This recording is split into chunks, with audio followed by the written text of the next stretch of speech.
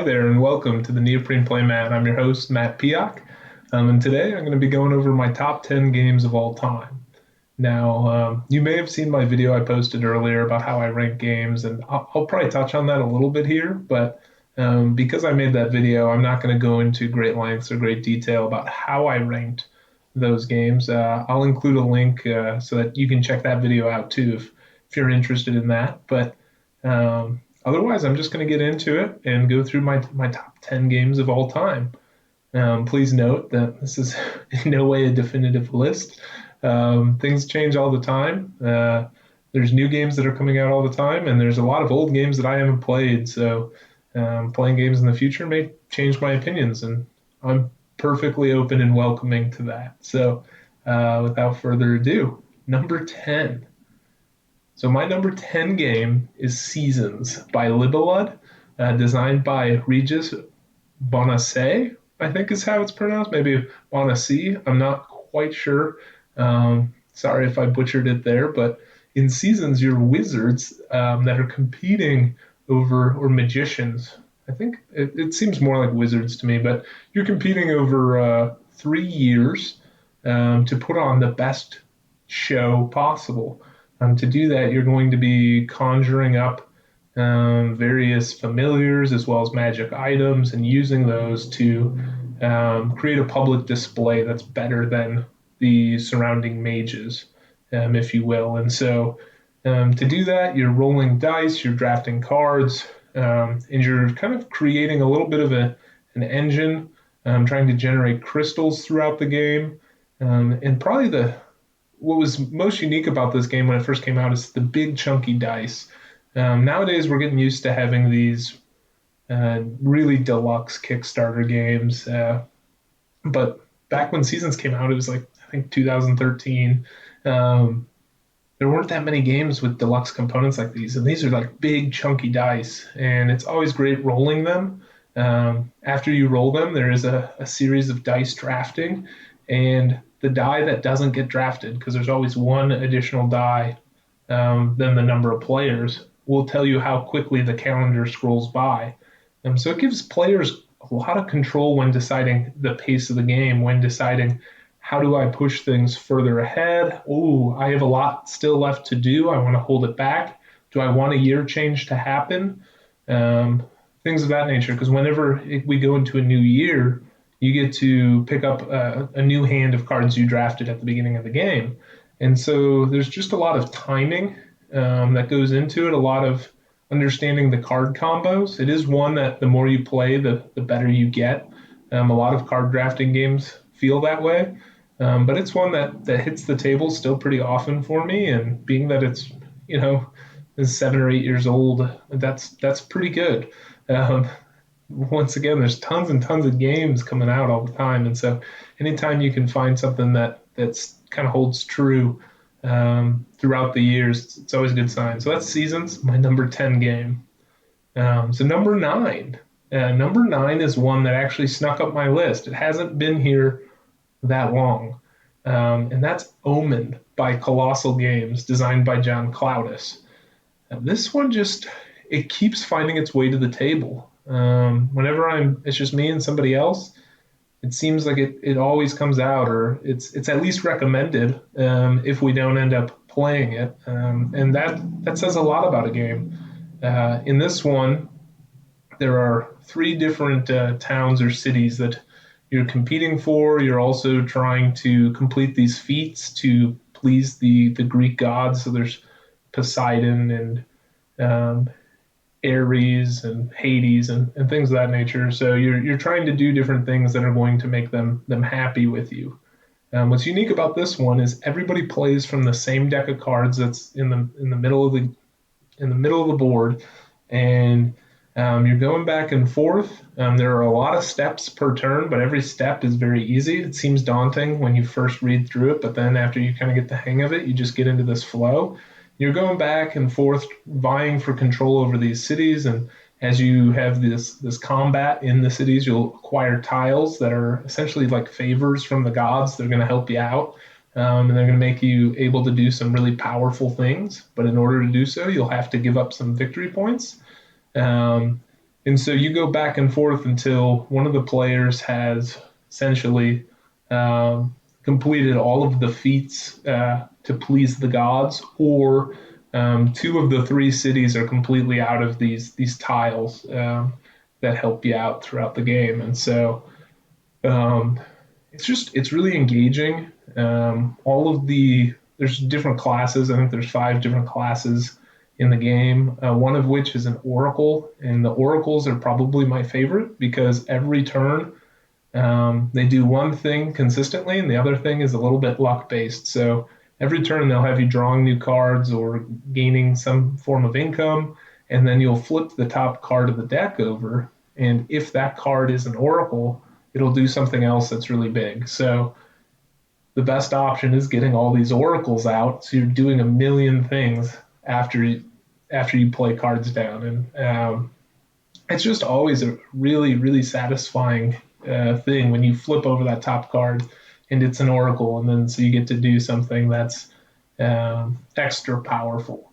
And so anything that's luck based, the more opportunities you have to do it, the better that thing becomes. And so usually when I'm playing, I just love getting tons of these oracles out. If things go that way as far as drawing up from the deck, just because it feels like you're doing a lot every turn, and it feels like you're really kind of generating this engine. It's been Omen's been around for a while, and it's gone through some different iterations. I really like the one that Colossal Games put out.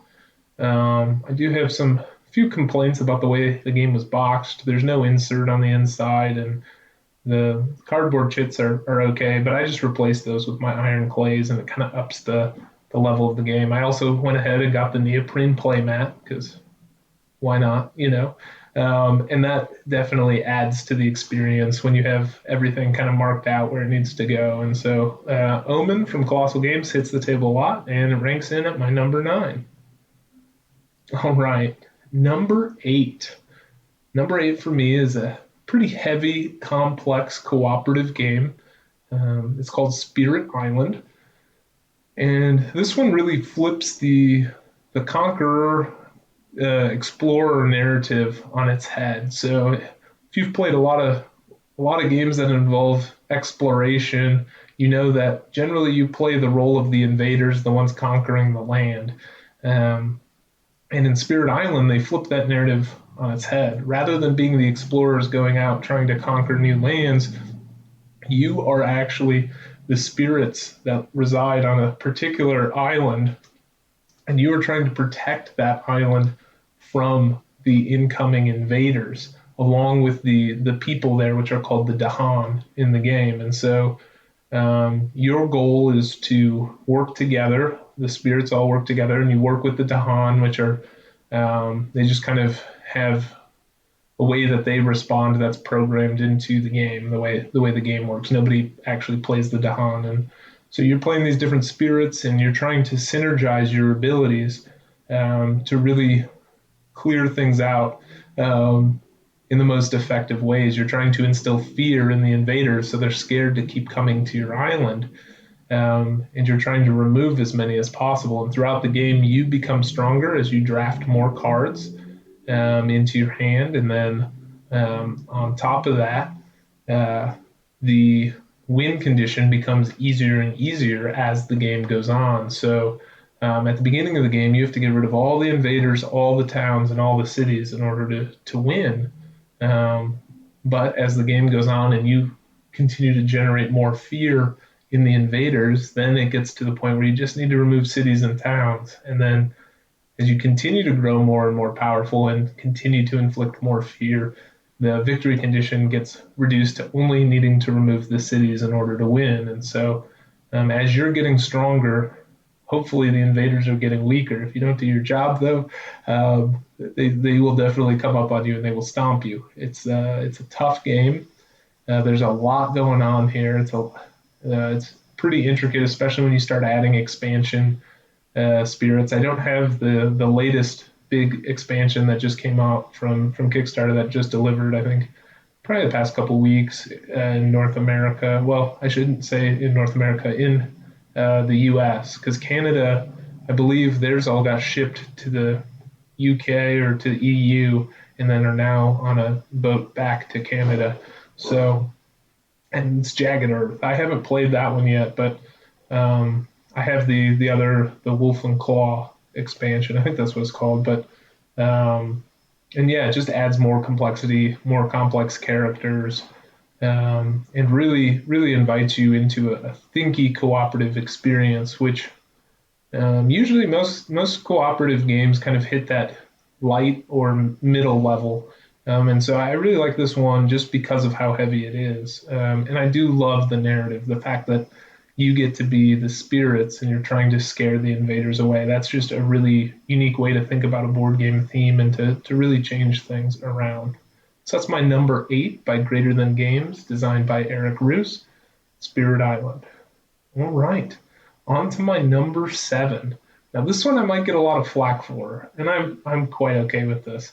Published by The Op, formerly known as USAopoly, designed by Andrew Wolf, Thanos Rising. So on the flip side to Spirit Island, this is a quick cooperative game that's very light. It's kind of got a Yahtzee mechanic. You're rolling dice and re-rolling dice and trying to deal with Thanos. And on paper, I will tell you, Spirit Island is a better game than Thanos Rising, but Thanos Rising inched it out for me here because of how often I get it to the table. I work in higher education, and so I work with college students, and this is one that is really easy to get out. I can teach people while we're playing, and it's often one that comes out to kind of relax at the end of the night. We'll play a bunch of games, and then kind of to close out the night, we'll bring out Thanos Rising and see if we can win. It's incredibly punishing. It's definitely difficult, might not be the right word for it, because it is somewhat of a luck fest. You are just chucking dice trying to get what you need to roll, but there's some decision making in which dice you roll and what heroes you go to recruit. But essentially, you're traveling around a board that has 3 sectors. You're attacking the bad guys. You're trying to defeat 7 of them before 10 heroes die. Thanos is going between sectors and dealing damage to all the heroes as well as you if you're in that sector. He's also chasing Infinity Stones. If he gets all the Infinity Stones, you lose. But after finding each Infinity Stone, he gets stronger, and he can become a handful. And so this one is one that we bring out all the time because of just how quick it is, how easy it is to play, and you don't have to use your brain that much. It is the perfect relax end of the night game, and so that's why Thanos Rising makes it to my number 7. All right, number 6. All right, so this comes out by Command Games. It's designed by Fabian Rifaud and Juan Rodriguez. Sorry, Fabian, if I mispronounced the first or the last name. Doing my best here, but this is the Grizzled. The Grizzled is a small cooperative game. If you haven't been able to tell you, I really like cooperative games. Anything that where we're working together, it's a good thing. And so in the Grizzled, it's based in World War I, and this is another game that has a compelling theme. Something that turns the narrative on its head, much like Spirit Island, although the theme is much different from Spirit Island. In the Grizzled, you are playing World War I soldiers, but the game is not about the fight. It's not about winning the war. It's about getting through the war with a group of friends around you, comrades, and also being able to deal with the trauma that's inflicted from war. And so in this one, there's a deck of cards that are threats, and every mission is going to call out some threats. You're trying to use cards in your hand to eliminate the threats that are out there and to get past what it is that's threatening you. It might be that it's raining out, or that it's snowing, or maybe what you're hearing is gunshots in the distance. And so all of these things add to your experience. This game can be somewhat dark. It can be sometimes maybe a little bit too compelling of a narrative.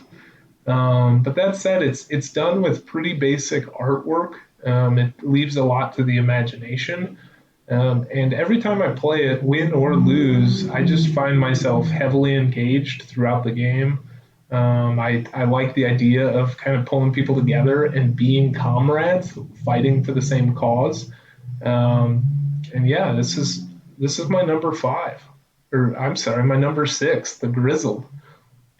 All right, so now we're going on to my number five, which is another game that it was published here in the United States by Come On Games, but was originally published by Cranio Creations. And I think maybe the one here in the United States might have been a dual effort by the two. It's designed by Flaminia Brasini, Virginio Gigli, and Simone Luciani. And that is Lorenzo Il Magnifico. If you haven't played this one, it's a little bit on the heavier side. You're rolling dice, and those dice are going to. There's three. The first player rolls them, and those are going to assign the values to the workers that individuals are able to play to acquire new cards and to get their engines running with the cards they already have. And so through that process, you're going to be selecting for and paying for cards. These cards are going to come to your hand or out to a tableau. I'm sorry, not to your hand. And they're going to add to kind of what you can do throughout the game, whether it's acquiring resources or maybe acquiring new workers or military value.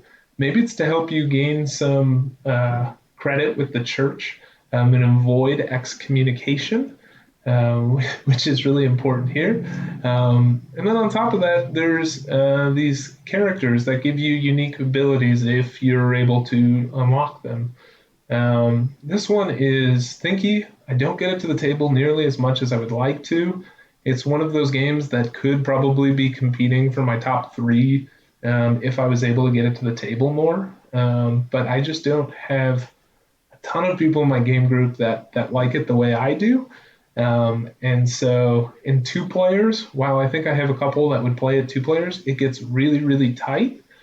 And I like that. I really enjoy when it's really tight and there's only one place to put a worker that essentially if you go there, you screw the other person out of taking that action entirely for the round. I love that. I like that tightness there, but those in my game group are probably not willing to play with that level of tightness, level of I don't know, screwage maybe. I think that's the word Alex often uses from Board Game Co. I'm a big fan of his. But anyway, in this one, if you haven't checked it out, you like heavier games. If you like the design team, they put out Coimbra, they put out Grand Austria Hotel. More recently, they put out Alma Mater. This is a really good one. Super engaging, a lot going on. It's not as heavy as something like a Vital Lacerda game or anything like that, but it's definitely a meaty experience. The economy is really tight. It's competitive. It's back and forth. Lorenzo Il Magnifico, my number five. All right, on to my number four. You've heard me talk about this one a lot on the channel, and you're going to hear about it more. This is Guardians by Plaid Hat Games, designed by Callan Flores. In this game, you're playing superheroes, and it's kind of a smash-up mechanic. You draft three heroes. You take their decks, you shuffle them together along with a generic deck, and then you are going back and forth fighting over four territories with your three heroes. One group kind of one group is, I guess you could say, like working for the government, and they're part of kind of the things that are happening in, I don't know, it's not dystopian, but this kind of totalitarian regime. And the other group of heroes, the opposition, is playing kind of the rebels that are against that. That part of the theme doesn't come through that much, but the superhero part certainly does. You have these huge, amazing powers. One of the things that I love about the game is it doesn't scale up at all. It's not like you have to wait, like when I play Magic or something like that. on the first turn, you can play one land. And so you can only do kind of the smaller abilities, and then you play more and more lands, and eventually you can do all the big things you want to do. In this game, almost from the very get go, you have ways to do huge things that affect the game. Um, and you might be saying, well, you can't necessarily get your ultimate right away, and that's a big, strong ability. You can get your ultimate in the first round. If you play your cards right and you have the right setup, you can get your character's ultimate abilities off, which is crazy. It can swing a game really quick. You seem overpowered all the time, but when you're on the receiving end of all that power, it never feels like you're out of it.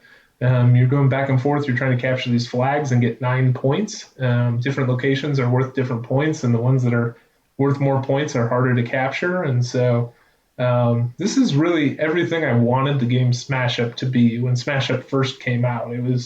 It's tense. You're going back and forth. It feels like capture the flag in the sense of you're slowly inching this flag back and forth, and you get to use all of these crazy powerful abilities all the time. It's masterfully done. I'm really upset that it seems like the game is kind of canceled. Like they're not going to be putting out any more content for it. I am happy that they're bringing out stuff for Ashes now because that's another game I play. But really would have loved to see Guardians get some more love. If you haven't checked it out, highly recommend it. That's my number 4, Guardians. All right, on to my number 3. And honestly, I can't even believe it made it up this high, but it's a really good game. So it's the Isle of Cats by the City of Games, designed by Frank West. And so Isle of Cats is a polyomino laying game. And if you haven't seen it yet, the polyominoes are all cats laying in different positions. You are on a boat. This, I believe his name is Vesh. This large pirate fellow is adventuring to the Isle of Cats to essentially destroy it. And you and all of the people of your village want to rescue the mystical cat. So you are taking a boat over to the isle, trying to rescue as many cats as you can by luring them into baskets with fish. And so every round you're going fishing, then you're going to draw cards up and you're going to do a draft. And this will tell you essentially the cards you draft will indicate if you get special treasures that you can put on your boat, if you find, or how many cats you can rescue, how many, or if you get some special abilities, all these sorts of things. You draft all the cards, and then you'll go through different phases where you can play those cards to acquire different cats or to acquire treasures to put on your boat. And your boat is what you're trying to fill up. There's a bunch of rooms on your boat and some rats. You're trying to make sure all of your rats get covered up, and then you fill in the rooms to the best of your ability. You'll never be able to fill all the rooms. At least I've never seen it done. But yeah, you are competing to fill this boat up in the most efficient way possible to get the most points. By putting cats of the same color together, you are actually creating cat families. And so the more of the same color cat that are connected, the more points you get.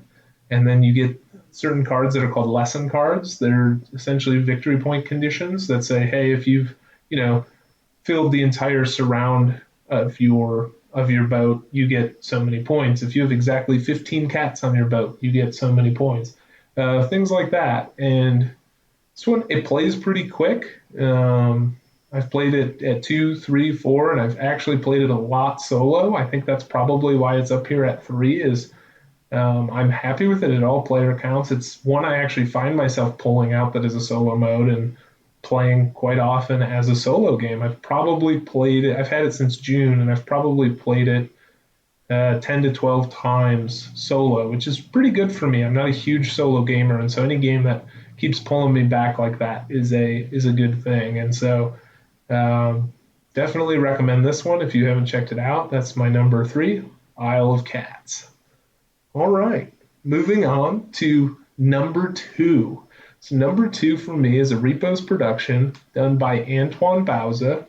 That was actually one of my first hobby games. I had Catan, I had Arkham Horror, I had Small World, and I had Ticket to Ride at this point. And so this was one of my next major entries to my collection, and it's ghost stories.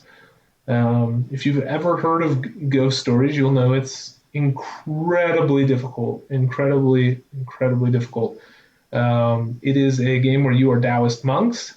You are in a town or a city, and there are ghosts that are coming and invading your land or your town, and they are trying to haunt your town and essentially lead the way for this guy named Wu Fang, who becomes an incarnation near the end and becomes the boss he must vanquish to completely exorcise the ghosts in your town. So you're moving around from spot to spot, deciding whether or not you want to use the town ability or if you want to try and eliminate the ghosts that are in that area.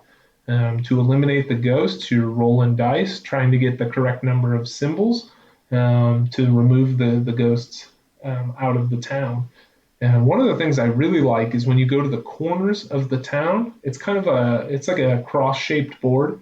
When you go to the corners of the town, which are part of the square in the middle of the cross, you can actually attack both ghosts on either side. So there might be one on the green board and one on the yellow board, and then you're able to attack both from one space. And yeah, you're just rolling a bunch of dice hoping to get the best thing. But there's ways with the abilities in the town to really strategize and set up your future.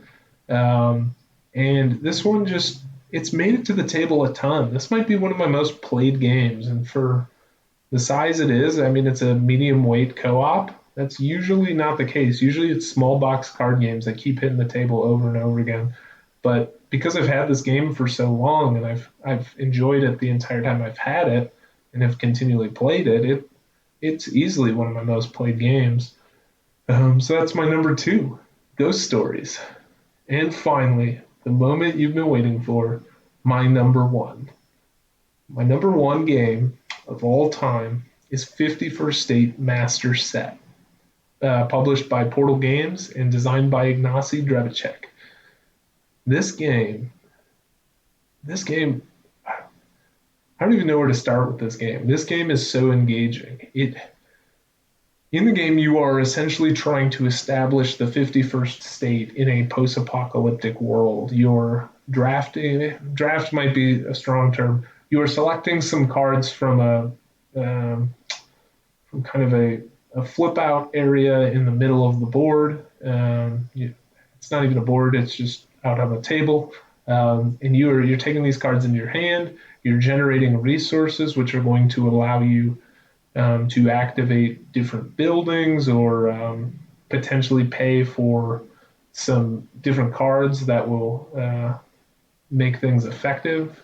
You do that through the workers, and you generate these things called contact tokens, and this is really where the game gets interesting. These contact tokens, there's gray, red, and blue contact tokens, and every card has a cost in the upper left-hand corner that's called the distance.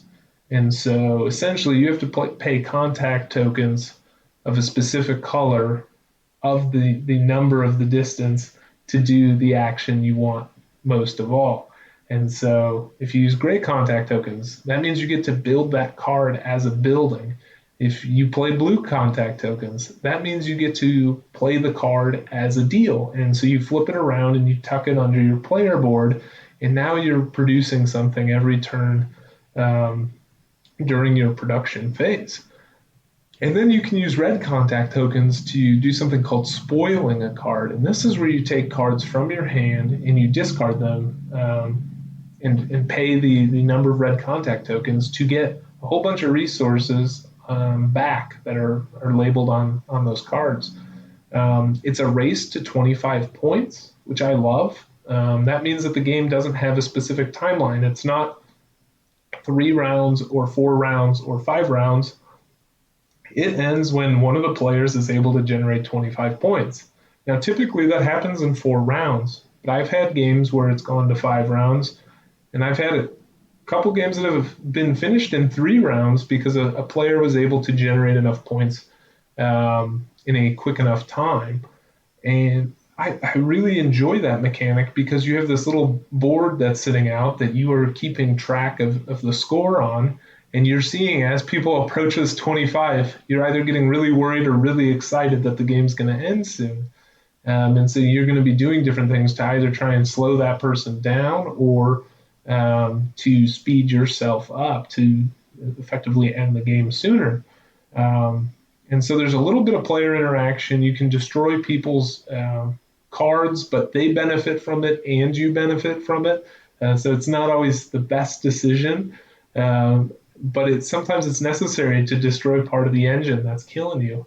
Um, and then you can also put workers on other players' cards if they have what's called an open production there. And this is great for the person that has the card as well because they also get a worker when you place a worker there. So um, I think that's one of the really compelling parts about this game too. Is anytime you're looking to negatively affect or benefit yourself from somebody else's actions, they're going to benefit too. And so you're not only thinking about how these things are going to affect you, but how they're going to affect the player that you're going to benefit from doing the action with. And so that's incredibly compelling and adds a lot of tension to the game. And then probably the final point that I have about the game that just really draws me in is how quick the turns are. It is going back and forth. It seems like you have 5 or 6 moves planned ahead, and it's not that difficult. Some games where you're planning 5 or 6 moves ahead, it's mental gymnastics. Here it seems very straightforward. I'm going to do that and that and that, which will lead to that. So I'm going to go there and then do that. And you can kind of plan all that out. And so it's going back and forth. I take an action, you take an action, I take an action, you take an action. And when you get into that rhythm, you can really enter into that flow state that I love so much about card games. And so that's my number one. That is my favorite game of all time. It's been up there for 2 or 3 years now. I thought Empires of the North might take it out, but still no competition for 51st State Master Set, my all-time favorite game. Well, that's my top 10 list. I hope you guys enjoyed. Please comment below if you have any thoughts about these games, if you think my list is completely wrong, or if there's a game on here maybe you want more information about. Just let me know in the comments. I'll get back to you. And thanks again for joining. Have a great day.